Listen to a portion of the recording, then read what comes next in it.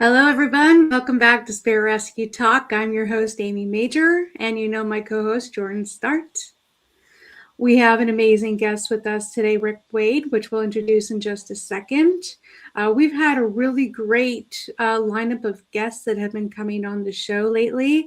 And I know all of you have been learning from these shows and these experiences. And I want to just remind everybody to send us your questions and comment down below, because the show really is here for all of you, so that all of you can learn and listen and grow and experience yourself, but also feel like you're not alone. And Jordan and I were kind of just discussing that before we came on. She's like, for people who feel like weird or crazy and that they're not alone, and like, yeah, but weird and crazy is good. So they're in the right place, right, Jordan? We were kind of discussing that before we got on. So I'm like, weird and crazy, you're in the right place when you're here with us with Spirit Rescue Talk. So I want to thank you all for joining us again. Our guest today, Rick Waid. Now, when I checked out all the information on his site, he had some very important details there about how he kind of got involved in the metaphysical, spiritual, paranormal field. I actually met Rick during a panel discussion that we actually just had on Ghost Education 101. It was a really fun experience, and Rick had amazing energy, and I wanted to reach out and connect and have him on the show with us, because I thought that he had a wealth of knowledge and experience from the many, many years that he's been doing this work. Just so you guys know, he is a seer. He does read energy. He does connect to loved ones in the spirit world. And all of this kind of came out of his evolution of working with EVP. He started getting into remote viewing. So things just kind of evolved, as they do for all of us. And he has formed this into an amazing specialty that he now does and serves many people all around the world. Before I say too much more about Rick, I'd like him to kind of come on and kind of introduce himself and tell us a little bit about his background. So hi, Rick, how are you doing tonight? Hey, doing good. How y'all doing? We are good. Hopefully, crazy stuff going on around the world. So we're just kind of holding space here and trying to stay positive for people and letting people know they're not alone right now in the world. And so many people are getting involved in spirituality, the paranormal, the metaphysics, but they're also looking for guides and teachers and different ways that they kind of explore on their own. That kind of leads me into kind of asking you, how did you get started in the work that you're doing, and what made you really be passionate about it? It all started about 22 years ago. My wife wanted me to watch the show called The Ghost Hunters. So we would record it during the day, and after I got out of work, I would come and we would lay down and we'd watch the show. And I was really, I was excited to see these guys capturing all the things they were capturing. I heard some great EVPs. I seen some shadows. I seen some actual, things moving. All kinds of cool things was happening. So it just grabbed my attention right away. And it's interesting because, nothing really grabs my attention. I'm really focused on work. I'm motivated to do work and take care of my family. But this grabbed my attention. So about a week later, my son came over and he said, "Hey, Dad, let's go down and check out this old house at the end of the road." So, I was watching the Ghost on the show, got little tips, So I walked down there, walked around the outside of the house, and it was creepy. It was a creepy old house, had a swamp in the back, and all the doors were boarded up. But there was a shutter door on the second floor that was open. I said, just like the Ghost Hunters, if there's any spirits here, close that door. And they closed for me, but nobody saw it but me. They were all on the other side. So I went home, got my video camera, drove back with my son-in-law, and I started filming as I was coming across there. And I got out of the car and I walked up to the house and I said, "If there's any spirits here, open the door." I said it again, and then the door opened completely for me. You can hear the creaking of the door. It was pretty awesome. But see, I was confused. I didn't know if it was connected with him or connected with me. So we came back there a few more times, and that door was amazing because it would do like 20 commands for me, but one thing happened. My camera broke. So I didn't capture any other stuff that was going on. But it would open halfway for me. It would open 3/4 way for me. It would open fast for me. It was amazing. So it blew our mind. Well, like about 3 weeks later, that door, we had a big storm. and that door blew off and fell to the ground. And then it seemed like it wasn't there anymore. So, but it got me to start thinking about the other side. What is really going on? So I started devoting my time and energy every night after I got out of work from like 10 o'clock to like 3 in the morning. I would go out to any haunted location I could find. And I would try to snap with the old pictures. You know how you catch the orbs and stuff with the pictures, which really was just dust. But I didn't know. It looked exciting to me. I'm capturing all these spirits around. So I was excited. Things were happening for me. But the things really didn't, in my life really changed whenever my wife gave me an audio recorder. Then I started taking an audio recorder out to haunted location. I would leave it, and I would hide it somewhere in an old abandoned house, and I would leave and come back later. And then I would come, and then I would listen the next day to the audio. Well, in one session, I left it on a set of steps, and I came back and got it. The next day, I listened to it, and I could hear a woman on there. She was actually having a heart attack, and there was 2 men there with her, and they were shocking her body, saying 1.5. You could hear the shocking on the box springs on the audio recorder. In an old abandoned house, right? So it's just crazy. No, there's no such thing. It couldn't be. And then it said the name of the person too. Well, I looked up the history, and there was the actual person that died there, had a heart attack, and that was her name. So it was kind of creepy to get all this information. But also during that process, overnight, I heard a train that was there, and an old train, old steam engine train. So the outside was an actual bicycle route where you could actually, ride your bike, but that could be a train tracks. So I was capturing an old train from way back in the day, and I still have that audio, which is really cool. I kind of blow people's mind when I play it because they can hear that old steam engine. So that's how I started in the paranormal. But my obsession started with the EVPs. That started drawing me in because I started hearing voices on the record. And I think spirits decided to already get involved in the technology.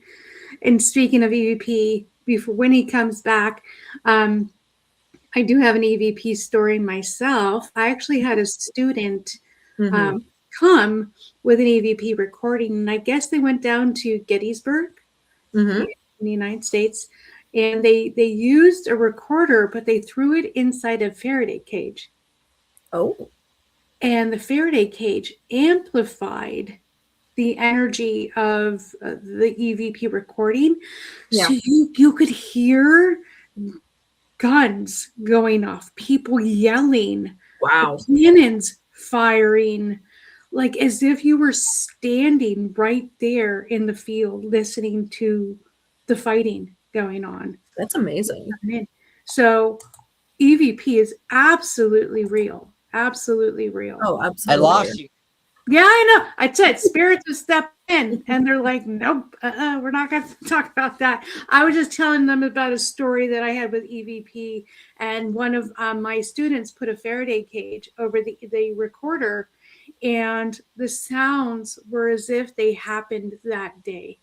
They were that clear. Never had an EVP that be that clear ever in my life. So I absolutely believe in EVP, and you can get so many different things. But the majority that people don't recognize is that with EVP, you can actually pick up on something called residual imprints or residual time placement imprints, which is what you received on your EVP, was a stamp of energy in time embedded in the layers of the aura of the earth.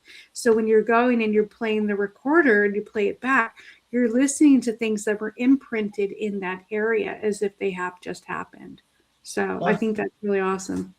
100%. Also, I like to teach people about EVPs because, see, I used to take 2 or 3 recorders with me, and I would actually take those recorders and lay them down, and then I would ask questions, and then I would listen back.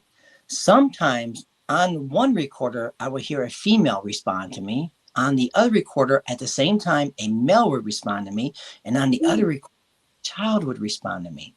Also, people don't know you can actually reverse an EVP.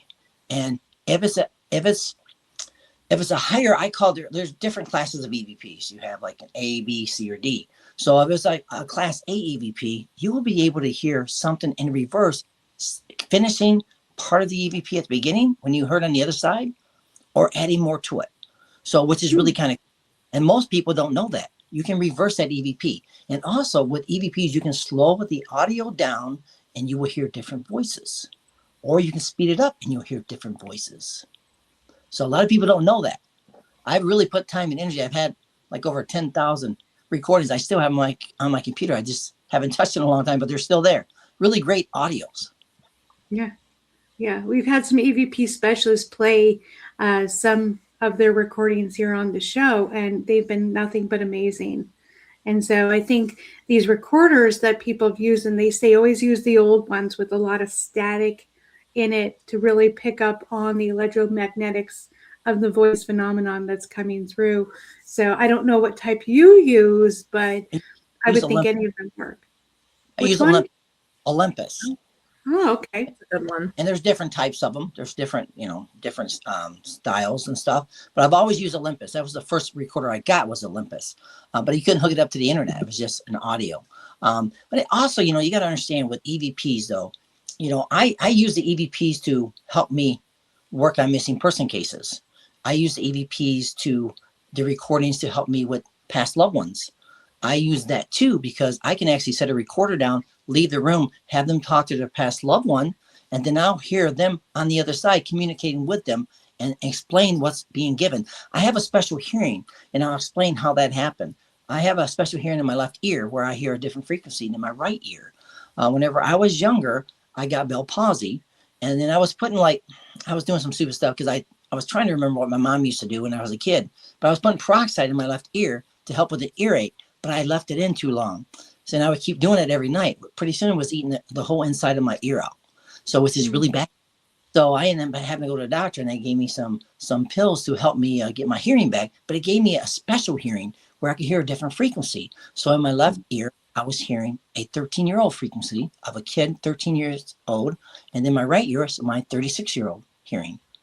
It was kind of crazy, huh? That's incredible. Highly recommend people don't put peroxide in their ears to get special abilities. So, I lost your audio, Jordan. Oh. We're going to have this because this is what happens whenever I come on shows. I always have this. Yeah, it does. It does. I heard you just fine, Jordan. It's fine. But, don't forget. Ears are very sensitive. Have you ever thought about opening up your ear chakras? It's connected to the nasal chakra. Extended out to the ear chakras. If you open up your ear chakras, you might actually get even more. You know something? I've never messed with chakras. Never. Ooh. Never have. I feel like, whenever I do readings, I feel like I get in a trance. I offer information. I look down. I never look at an individual. Even when I do gallery readings, I never look at an individual, but I directly connect to whoever they want me to connect with, which is kind of an amazing experience for people. But yeah, I've never done the chakra stuff. I don't know. Maybe I should open up. I can't argue that. No, I can't. Because I teach it. But I think that your chakras have probably already opened up automatically to a certain extent. Mm-hmm. But to enhance it even more or to work on your own personal things, because, being a medium or energy seer or connector to the other side is we have to deal with our own stuff too, so we can become pure channels for spirit. So many mediumship teachers often kind of advise to work on your own internal wounding or what we call your filters for them to come through so that you're receiving the clearest channel possible. But in order to do that, you'd really need to be more in tune with yourself and your vibration and your essence and your soul.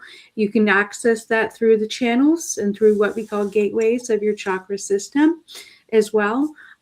It's not absolutely necessary for you to be aware that it's happening, but just know if you do open the chakras and enhance it even more, you can go much further than you can imagine possible.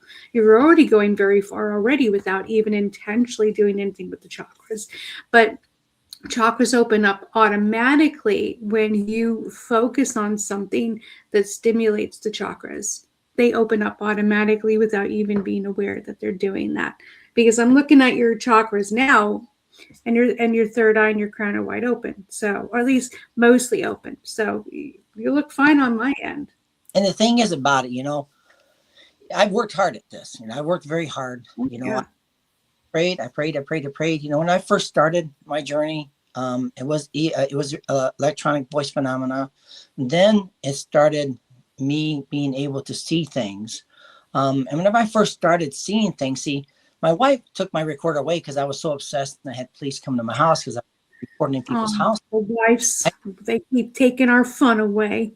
I know, but she took my recorder away and my multiple recorders away, and she would hide them. But see, I was starting to get my ability to see things. So I just kind of knew where she put them. So I would go in the middle of the night, grab them, go do some ghost hunts, then go put them back.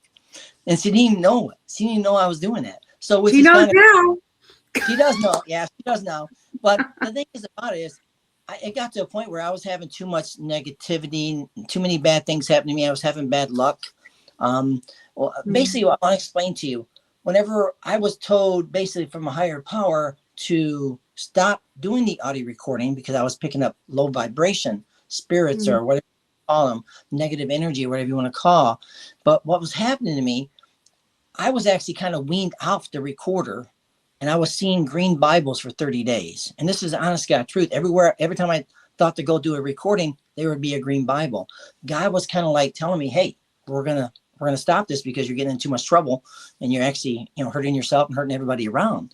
So after 30, I wasn't even hearing the EVP. It was terrible. I used to hear like probably 30 EVPs a minute, but then it got to a point where I was weaned off of it. But then I used the recorder to start seeing things. So I thought, well, I'm going to see what's going on with my next job. So what I saw was I pulled up around a circle drive, and I went up, knocked on the door. I'm seeing this in my mind, and a three-legged dog came up to the door. So I go to this house, my next job, I knock on the door, and a three-legged dog comes up. I saw exactly what was happening an hour later. I saw it an hour early. I saw it an hour later. I saw exactly what happened an hour earlier on the recorder. So I started using the recorder for actually seeing things. And it got to a point where I was 20% on target, 40% on target. Next thing you know, I was 80% on target. That's when I started thinking I could use this to help people. And that's when I started going on different internet programs or internet sites before Facebook and stuff, and actually joining like unexplained mysteries and stuff like that, and making posts like, let me see what's around you. Because I was able to remote view and see all kinds of things. I could see things like in their room, or I could see things that they're working on, or I could actually hear audio of what was being said earlier that day, or smell. I could even smell what they made for breakfast. Wow. Sounds like your stuff really started opening up significantly. Jordan, we love to teach on this show, and Jordan is a specialist in dense energy and things that can sometimes go creepy crawly in the night, of things that can happen. Can you explain to some of our viewers why the EVP may have been creating some of the negative things going on around Rick, and why the other side may have wanted to divert him away from that? Just so our viewers can understand. Yeah, of course. So, I mean, at least in my experience, certain types of tools, but it can also, not for nothing, carry a frequency, and certain types of spirits might be drawn to certain types of things just because of the perception of the collective. So I know we've talked about the Ouija board before, how that has, a connection, but then also not for nothing, paranormal equipment sometimes, naturally a lot of people will connect with earthbound souls. So that has a lower, denser frequency, as I'm losing my voice. I'm telling you, Spirit's really working with us tonight. I can't hear her at all, I can't hear her at all. You can't? No, I can't. She sounds fabulous on this end. She does. I hear her mouth moving. I don't know what she's saying. So, because she's losing her voice, EVPs emit electronic energy, and earthbound spirits or spirits use that electromagnetics to form tones in frequencies that allow them to show up in something auditorily. It isn't always words. It can sometimes be sound. It could be rustling, hearing something crunching, footsteps. It could be any type of vibrational sound or something you would auditorily hear through the EVP. So what Rick is talking about is he was using the EVP, the electromagnetics, and the spirit energy coming around. That whenever spirit energy does come around, it stimulates the chakra system. And as spirits are merging in with Rick's aura and what we call energy field, it's stimulating his chakras to open. He's setting intention to step into the energy of something to read it. So now he has an open chakra. He has the vibrational energy of earthbound spirits or spirits around him, and he has intention to step in and read something. And every time he did that, it built stronger and stronger and stronger to where then he was using it as a tool to enhance his psychic and mediumship ability to be able to step in and read that. And that's why he had the evolution of the way it happened, the way it did. So electronic energy does attract earthbound spirits more than spirits in the light. And that's what Jordan was trying to say before she lost her. Very, very, very cool. Yeah. I hear you though. And maybe and Jordan, you can always send a Rick question or ask the question. I'll ask him. I don't know what's going on electronically. It's Rick's fault. I'm just going to blame it on him. It is my fault. It is my fault. But this happens all the time. It's happened many times before, so it's just part of it. So yeah, it is. So you started obviously stepping in and doing a lot of remote viewing. Do you have any special stories that you have that you remember? It's like, oh my gosh, I remember that one case where I was able to step in and really see something. Well, see, what I was doing was using my remote viewing for missing person cases. That's what I was doing. So I would contact people on the internet, if they're missing a child or something. I would actually try to see what I could see with my mind. And one case I was working on the internet, I'll bring that one up, which is kind of interesting. It's in all these stories are in my books. But in this one case, there was a person from, I believe she was from India. She was a police officer, and she had a missing child over there. And she asked me if I would actually help. So I said, hey, I would love to do this. So I would sit here, and every morning at 5 o'clock, I would send her stuff, what I would see. And then she would get back to me later in the day because the time changed or something. So she would get back with me. So one time I saw this house. I saw all kinds of things on the outside. I saw writings on the house. I saw the inside of the house. I had so much details that she knew the house over in India. She knew the house, and she knew about the people that were in the house. So they actually went out my information, took a SWAT team. This is no joke. And went to the house. They found evidence the kid was there, but they didn't find the kid. But how amazing is that? I mean, I'm just starting on this stuff, just learning this stuff. But there were some mistakes I was making because I was actually seeing a lady shaking bones and throwing on the ground. She said, oh, no. You need to get off this case right now. Back up. Get away for a while. You can't see her. She's bad. She's really bad. We all know who she is over here. She's really bad. So I ended up going to give my son a kiss that night and wish him a good night kiss and to go to bed. And then all of a sudden, within 15 minutes, he's throwing up and just sick as a dog. But before I actually kissed him, I heard a whisper in my ear, a strange language. Okay. So I told the lady, she said, listen, you got to back up the case. Back up. I know this lady's doing this to you.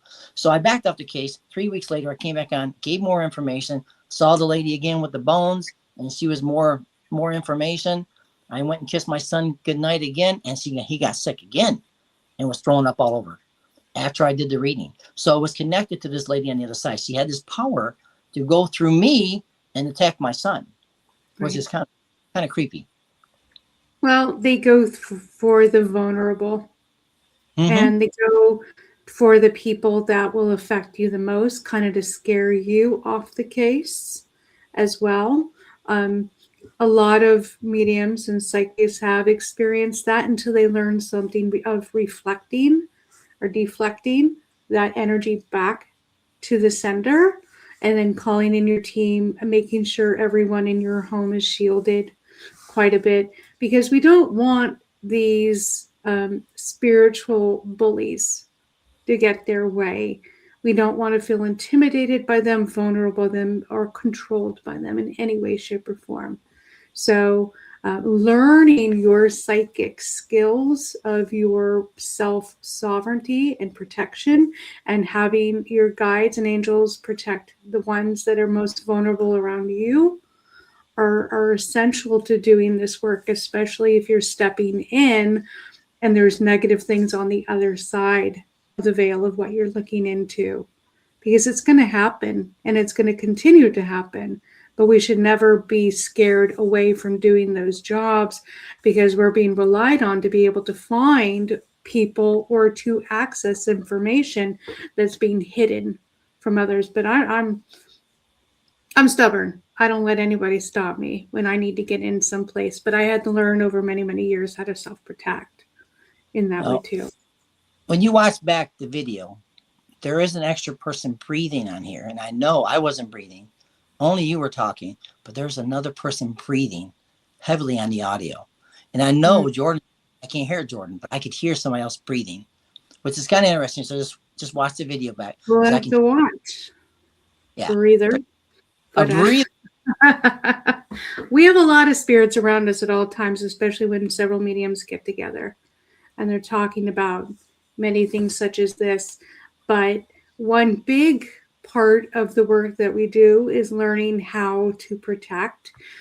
But so many people get confused thinking protection is a defense mechanism, like, oh, I need to defend myself against attack.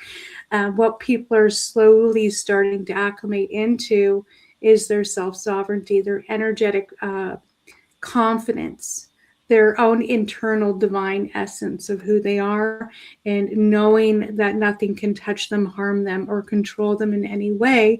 And you should never, ever feel threatened by anything else, because nothing can control you unless you allow it. And we allow it through fear. Right. So many people came into protection through a fear-based mentality, and we're trying to get away from that, more into more confidence and love. Sure.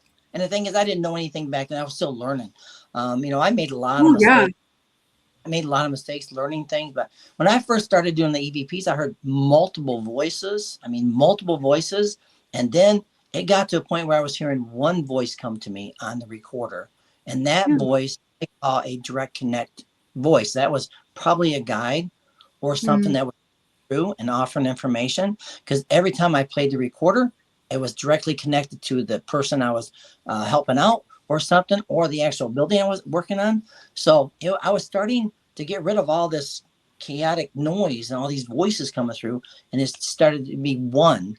And that's whenever my gifts started taking off. It's almost like I had a really interesting journey, because see, I first started remote viewing, then I started doing past life readings, and it was I've had some amazing past life readings. And the thing is, I didn't know I could do that, but somebody asked me to do it one time, and I just started doing it. Next thing you know, I had on this website, I had like 300 people waiting for a past life reading, 300 people waiting for a remote viewing reading. And then after that, I got into past loved ones, but it took me like a long time to go from A, B to C. I had to remote viewing for a certain period of time, then past loved ones. Then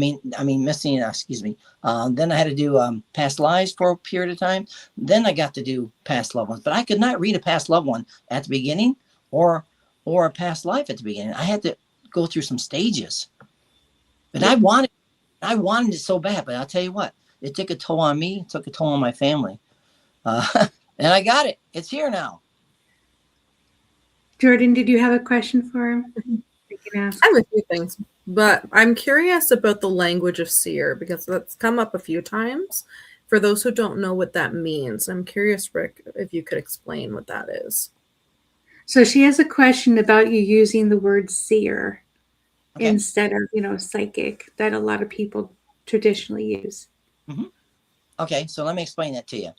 See, I do different readings than a medium or a psychic. I call myself a seer because I see things, okay? I see people's energy. I see people's past loved ones, but I only see them when they were here on earth, okay? So that's how all my readings are. My readings are not on the other side. I can't see on the other side. Maybe a little glimpse here and there, but I can't see on the other side like a medium can see on the other side. I can't do that. Or I can't see your loved one next to you. No, I can't do that. But I can see their energy when they were alive.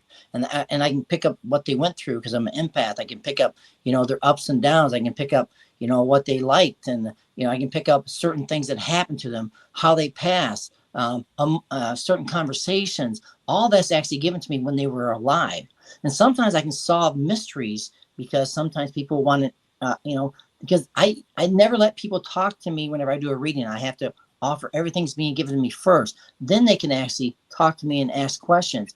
But I have to give everything that's being given to me first. That's how I do all my readings. But I've solved so many interesting things for people because they were having, second thoughts on this, or why did my mom do this, or why did my dad do this? And I gave them the information that they needed. And I think that's actually one thing. And here we are, spirits jumping into it. Today is a day. It's a day where he's going to come back, I guess. But what Rick is actually saying, being a seer, is another term for his clairvoyant. That's using your third eye. It is a psychic ability because psychic is something that is extrasensory perception. And Rick is using his extrasensory perception to actually remote view and to step in and read the energy that he is seeing. Now, Rick, when you said you're seeing, do you receive any other way through any other what we call clair abilities of sensing, feeling, hearing, tasting, or knowing, which are the other clair abilities? Do you get any of those senses? Let me explain to you. So basically whenever I do a reading, it's almost like, even if I do a energy connection, it's almost like I step right into their energy. I become part of their energy. It's almost like they're and I'm a plug, and I can plug into that energy and get downloaded all the information.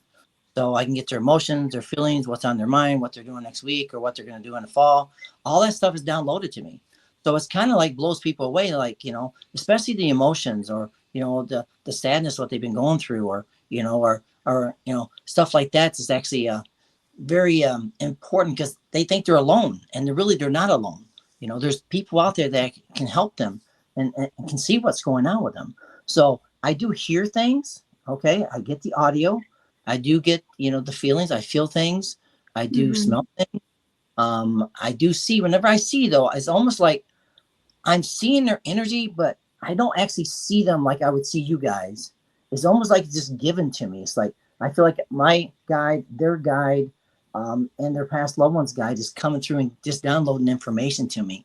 So I can see them, but not that way. I can't see it like looking at you guys, but I can describe them. I can describe what they look like. I can describe what's going on with them. Why they were having health issues. Sometimes I've actually solved some people's, why are they sick? Why do they have the headaches? And sometimes I'll, give them information, what I'm seeing, and they'll go to the doctor and it will be right on target. So it's kind of cool to be able to offer that kind of information. But I see, I smell, I hear, I can taste, I can do all kinds of things. It's just all kinds of stuff. Yeah. So all your senses, what we call the six senses, have been enhanced, probably stimulated and enhanced through the EVP work that you were doing in the past. What you're doing is energetically stepping into third dimensional energy of space, time, and matter. That's all psychic or seer ability. As we elevate our frequency into fourth dimension, it becomes mediumship. And you say that you do also channel those of the other side. They're all around me right now. I could feel them. Tell me about your journey of stepping in and reading the energy of fourth dimension, which we call spirit world. Well, see, the thing is about it, like I said, whenever I connect with a person's past loved one, it's kind of interesting. But the thing is, like I said, I can't see it on the other side. So I would love to be able to be like a medium where I can actually see the loved one standing there. That would be an amazing experience. But like I said, that's not where I'm at. And I don't know if I can even get there. Because, well, the thing is, I don't know how, or maybe I need to learn how. But I would like to get to that level, which would be kind of cool. But I feel right now I'm at a level where I really have clarity.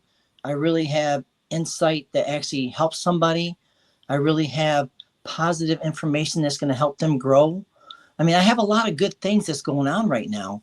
And I think you know what I mean? I like that. I did a reading the other day, and like I said, my audio stuff is really amazing. It adds an extra spice to a reading. I can do a reading, connect very well, but then get their loved one to come through and talk.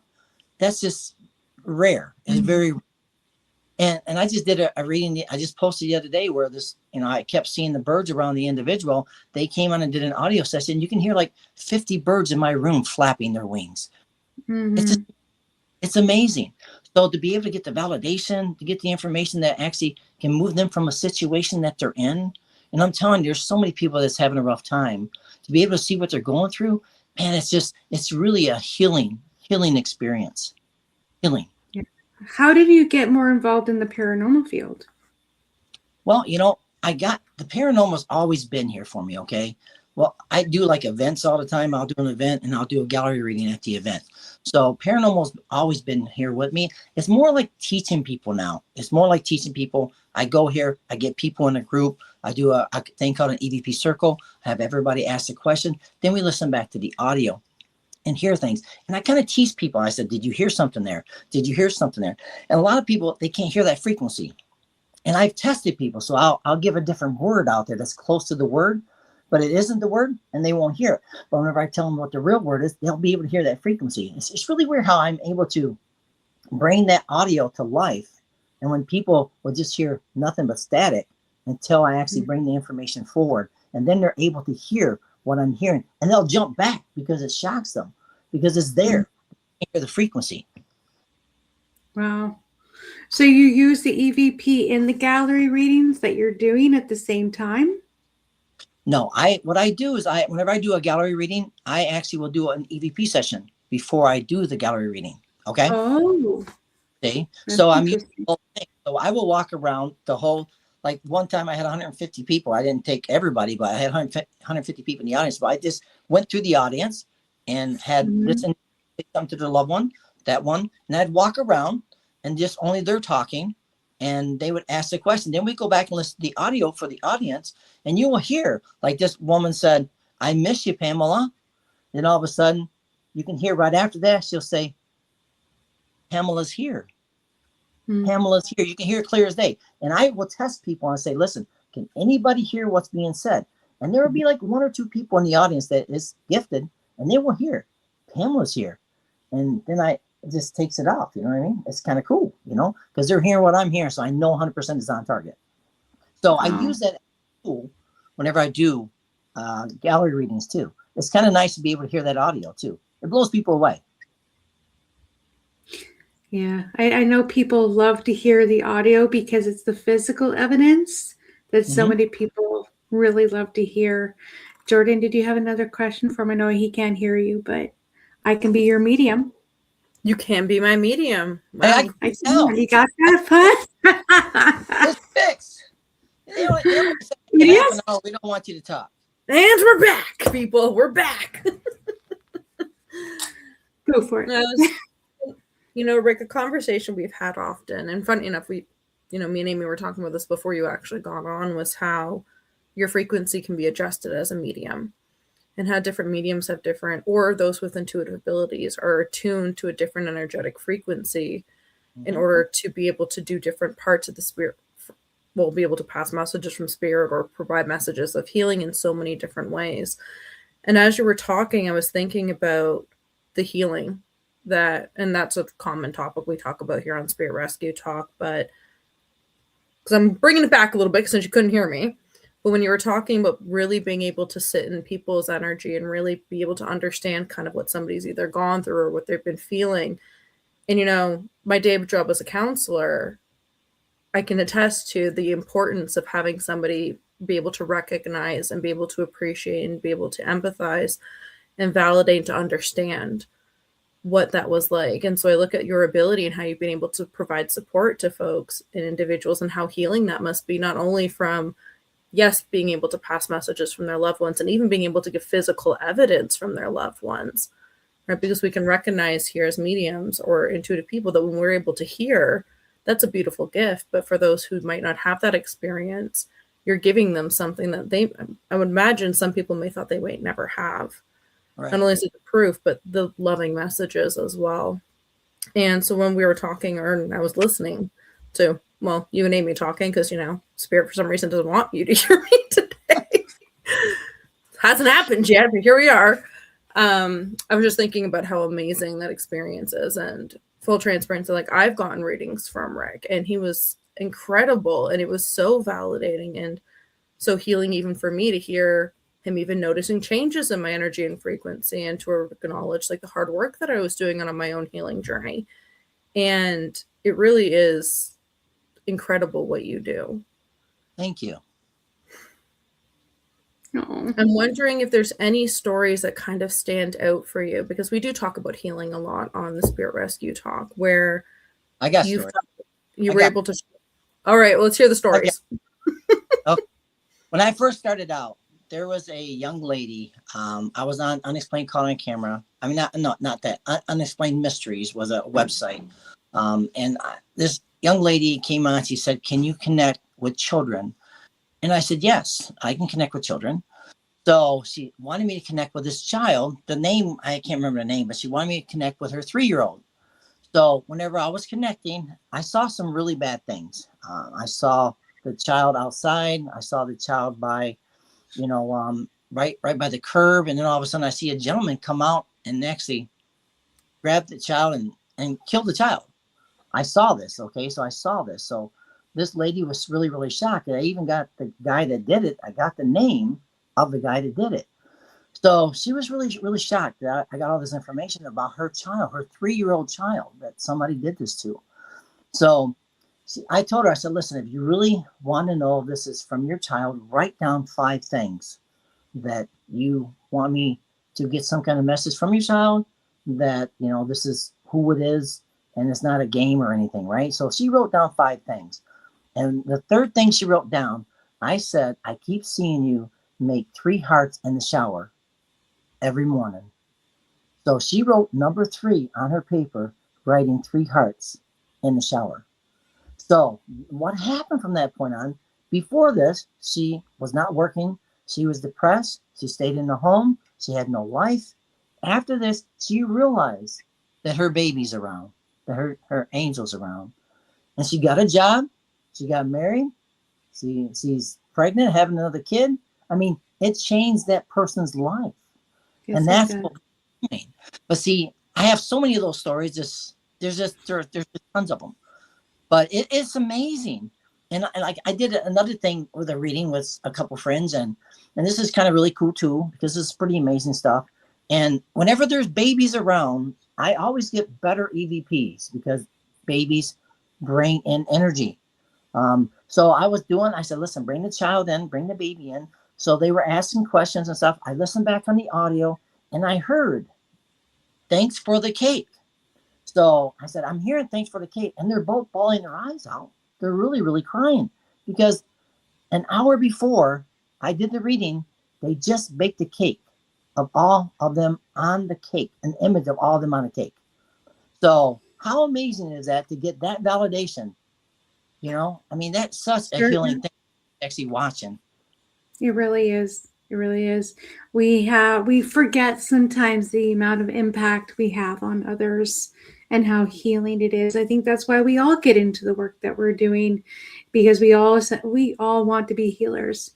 We all want to make other people feel better, which is, curiosity, I think, brought us through the door, the first step, but seeing our work transform the people around us has kept us here in this work that we do. So it's truly amazing that, you and everybody else that does this work. It's such a blessing to have all of you in the world today doing this work, no matter how you get started, as long as you're putting the effort in and you're trying to make a difference in the world.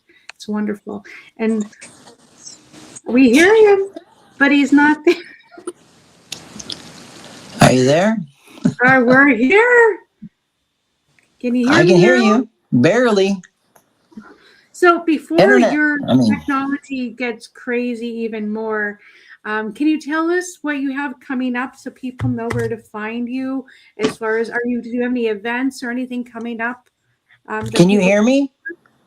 Yes. Yeah. Okay, because I can barely hear you guys. So another issue. But yeah, I have a few things coming up. June 6th, this year, I'll be at the Haunting in Reeltown Marketplace. I'll be offering readings and doing talking about my journey. And that's at the Reeltown Marketplace. I don't know exactly where it's at. It's in Michigan somewhere, over by Lansing or something. I'm sorry, I don't know that. Also, I will be in October 10th. I will be in Flagstaff, Arizona. Never been there before. I'm excited to go there. I'll be at the what is it called here? Creepy something, man. I'm terrible at this. I snapshot this, but I can't even read my thing. It's a creepy con or something like that. But it's in Flagstaff, Arizona. I'll be an actual gallery reader there. I'll be reading some people and doing a speech there too, which is kind of cool. And then I'm always at Witches Weekend. Witches Weekend is going to be October 17th. I do like a ghost hunt there on Friday and Saturday night, which is really cool. I mean, we got some crazy stuff last time.